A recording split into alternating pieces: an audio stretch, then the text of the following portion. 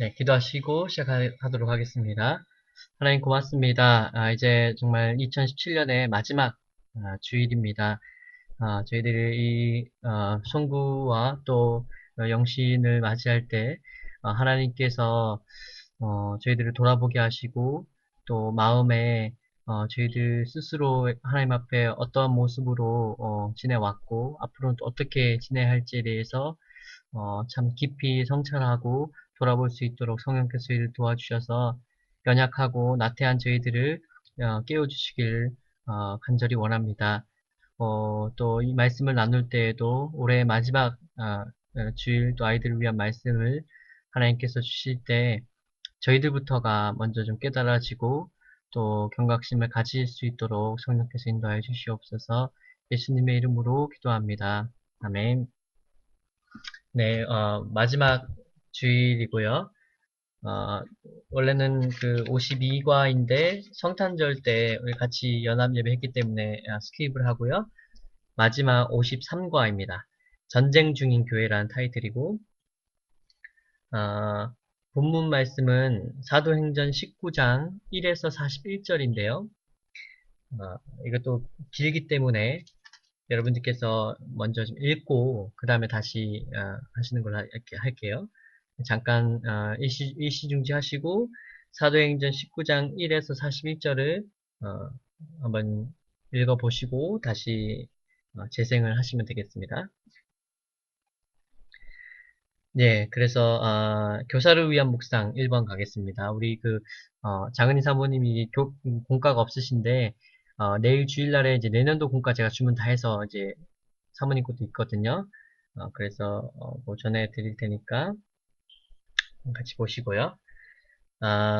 교사를 위한 묵상 1번 마음이 굳은 사람들과 믿지 않는 사람들, 기독교를 비방하는 사람들에게 바울은 어떻게 대처했는가? 이제 사도행전 19장 9절에 보면 마음이 굳어 순종하지 않고 무리에서 이 도를 비방했다고 했어요. 그러니까 크리스찬들 바울이 예수 그리스도를 전한 내용을 비방을 했다고 하는 거예요. 그러니까 받아들일 수가 없으니까.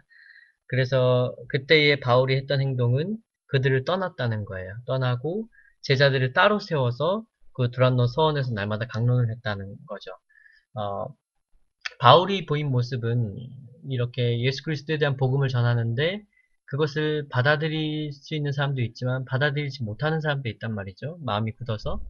그런 사람들에게 보통 우리가 계속해서 이해시키려고 또 계속해서 어, 우리의 그 신앙과 우리의 그 주관을 세뇌시키려고 또는 강제로 뭔가 계속 이해시키려고 하는 그러한 행동들을 하지 않았다는 거죠.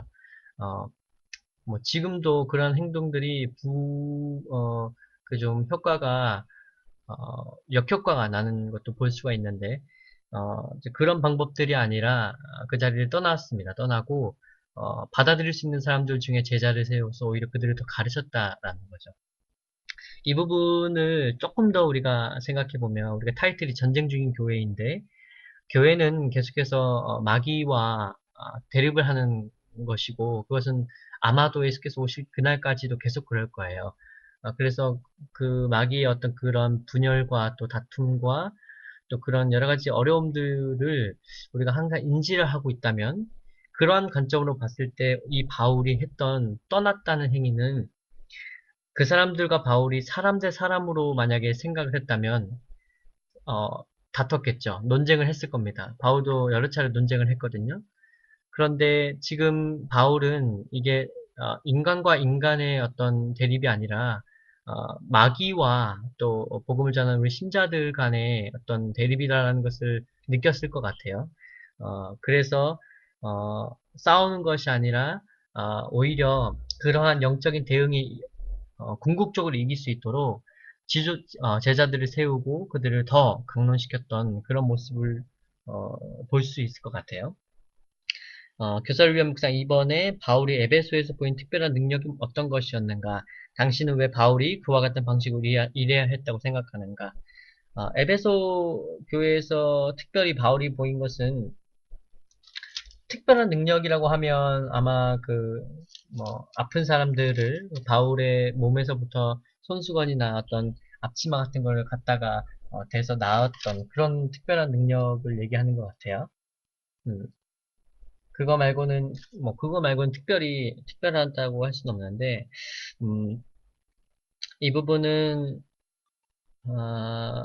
왜 굳이 바울이, 어떤, 뭐, 기도를 한다든지, 뭐, 안수를 한다든지, 이런 것들이 아니라, 조금은 초신비적인, 이런, 바울의 몸에 있던 손수건이나 앞치마를 또 갖다 대는 그런 약간 의식행위를 한 것처럼 지금 기록이 되어 있는 게, 뭐, 사실 이게 해석의 여지는 많고요. 정답은 없고, 제가 해석하기로는 사도행전을 누가가 기록을 했고, 누가가 기록했을 때에 지금 이 에베소 교회에는 마술을 행하는 사람들도 많았고, 또 은장색이라고 해서 이제 어떤 그 우상의 모양을 만들어서 갖다 파는 사람도 많았고, 그러한 좀 우상에 빠져 있는 분위기에서 아마도 그러한 사람들한테는 그냥 아, 아무런 특별한 의식 없이 뭐 기도해서 낫는다는 게 나중에 그 후대에게 전해질 때에도 이미 어떤 막 무당처럼 막 구슬하고 의식을 막 화려하게 하고 이러한 것에 익숙해져 있는 사람들은 그냥 눈 감고 기도 한번 해서 난다는 게 그 효과적이게 들리지 않을 수도 있어요. 그래서 누가는 역시나 또 글에 이렇게 재능이 있던 사람이었기 때문에 아마도 뭐 이런 부분들을 좀 각색을 해서 썼지 않았을까 하는 그런 어, 학자들의 견해도 있더라고요. 네, 그런 견해도 있고 뭐 있는 그대로 이런 예수님처럼 정말 그러한 능력을 이런 의식들을 통해서 했을 수도 있는데 어쨌거나 이거는 조금 논란의 여지도 있고 어떤 해석을 해도 그래서 이런 부분은 어차피 우리가 아이들에게 전할 수 없는 부분이기 때문에 그리고 이번의 내용은 또 뒤에 당신은 왜 그런 식으로 해야 되게 생각하는가 우리의 생각을 개인의 생각을 물어보는 거니까 선생님들이 한번 개인이 생각해 보시는 걸로 넘기고요. 3번에 그리스도인이 된다고 할 때 응당 있어야 할 변화는 어떤 것들인가? 특별히 19장 18, 19절을 보라고 했는데 여기서 할 수 있는 것은 18절에 보면 믿은 사람들이 많이 와서 자복하여 행한 일을 알렸다고 그랬어요. 그러니까 그리스도인이 된다고 했을 때에 응당하게 해야 할 행동 또는 변화가 있다고 한 건데 이 부분이 아마 18절, 19절에 그거 같아요. 자복하고 행한 일을 알렸고 그리고 자기들이 이제 가지고 있던 마술을 행하던 사람들이 가지고 있던 그 책들을 좀 불태웠다고 그랬는데 이게 지금 18절인데 일단 이 자복했다라는 그 단어가 바로 요 단어예요. 요게 어 요게 엑스몰로 고우메노이라는 단어인데 엑스몰로 고우메노이는 자신의 죄를 이렇게 자백하고 고하는 그런 의미예요. 그러니까 이제 이 자복의 의미가 완전 그냥 정말 그 클리어한 의미로 보자면 죄에 관한 것을 말하는 거고요. 그 다음에 그 뒤에 그 여기가 그렇죠. 예. 요 단어만 일단 보시면 되고 그다음 그 다음에 19절에 보면 자신들이 그 가지고 있던 그 책을 불사르는 거 이것이 결단이겠죠.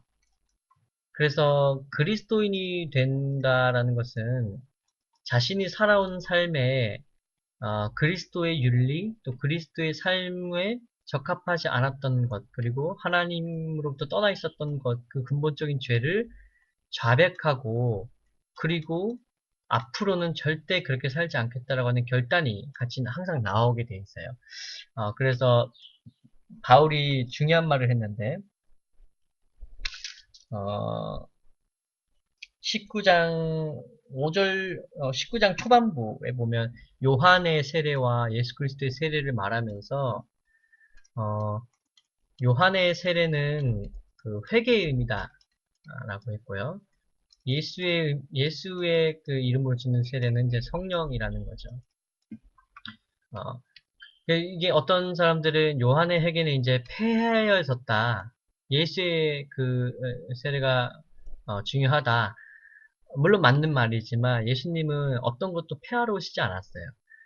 결국에 예수님은 이 요한의 세례의 의미가 있었던 이 회개하는, 이 자복하는 것과 함께 결단하는 그것이 성령으로 우리가 우리 삶을 하나님께 드릴 수 있는 그런 결단이 함께 있어야 되는 것을 의미하셨던 걸로 보여집니다. 그래서 아, 요한의 세례가 회개고 예수의 세례가 성령이라면 그것은 곧 바울이 이야기했던 그리스도인들은 자복하는 것이 나와야 되고 결단하는 것이 나와야 된다는 것과 아, 대조와 또 어떤 그 대칭이 또 될 수가 있을 겁니다.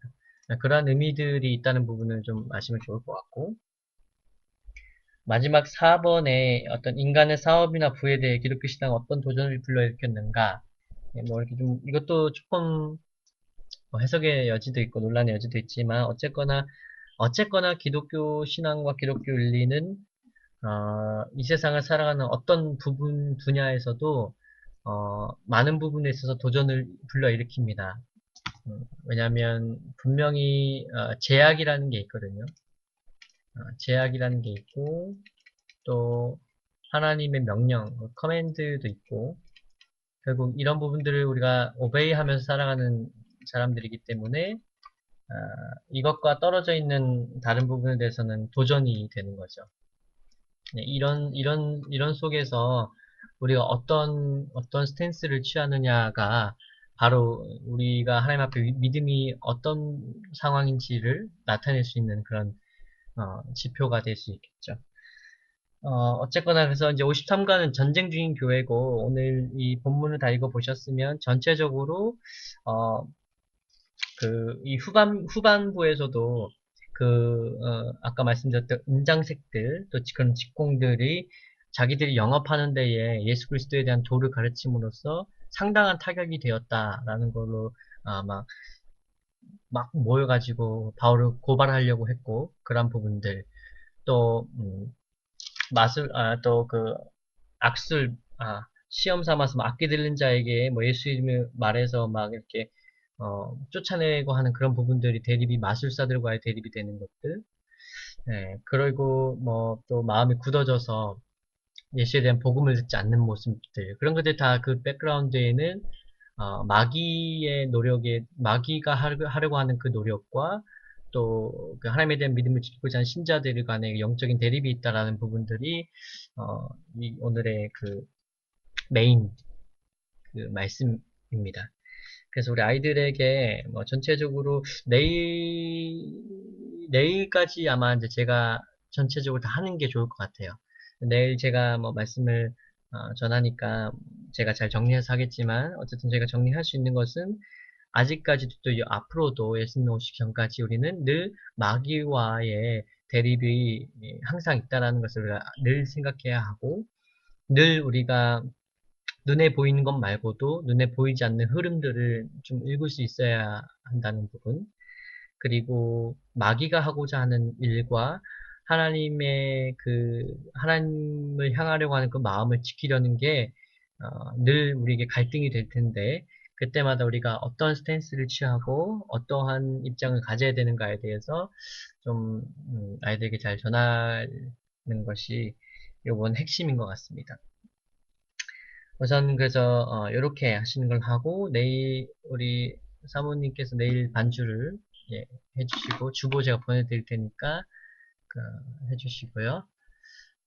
우선 이걸 좀 보시면서 하시죠. 이제 1월 1일 내년도 2018년 계획안입니다. 연간 계획표고요. 1월 1일부터는 이제 우리 수빈이가 중등부 회장이 되었고 중등부는 그 한글학교를 안 합니다. 이제 안 하고 그룹 모임을 해서 중등부 안에서 따로 그룹 모임을 할 거고요. 그래서 일단 1월 1일은 이제 뭐 이게 다음 주에 다시 해야 되는 건데 우선은 미리 할게요. 신년주일인데 신년주일 날에 공과 모임 뭐 계속 저희들 유튜브 하는 걸 계속 갈 거고 2시에 중등부 모임, 아동부는 한글학교, 3시에는 카라오시 팀 있습니다. 내일은 내일까지는 카라오십을 하지 않는 걸로 하고 그 다음에 한글학교는 그 계획안을 따로 만들겠지만 방학이기 때문에 어쨌든 2월 초부터 다시 그 한글학교 개강하는 걸로 계획이 되어 있거든요. 이 부분은 제가 오은주 쌤하고 다시 이야기를 하는 걸로 할게요.